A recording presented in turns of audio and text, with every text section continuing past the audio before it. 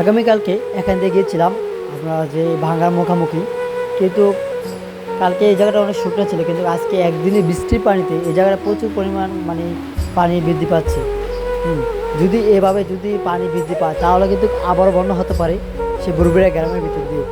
কিন্তু আমরা দেখতে পাচ্ছি যে এই যে যে ধীরগতিতে যে বাঁধরা বাঁধা হচ্ছে ধীরগতিতে, আমরা দেখছি এক সপ্তাহ ধরে শুধু একটা কোর ডেজার দিয়ে পুরাচ্ছে, কিন্তু এটা যদি এভাবে পুরায় তাহলে মনে হয় না যে আমরা শীঘ্রই বাঁধতে পারবে, আবারও সেই বন্যা মুখোমুখি হতে হবে আমাদেরকে।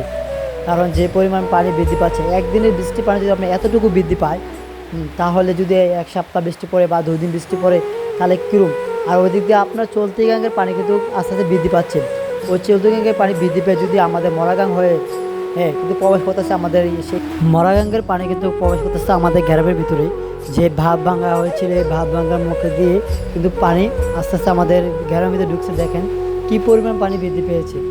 এই ভাত যদি অতি শীঘ্র না বান্ধা হয় তাহলে কিন্তু আবারও বন্যা মুখোমুখি পড়তে হবে আমাদের। তো যারা এই ভাত কাজ করতেছেন অতি শীঘ্রের জন্য এই ভাতরা বাঁধা হয়, না হলে কিন্তু আবার বন্যা মুখোমুখি পড়তে হবে আমাদেরকে।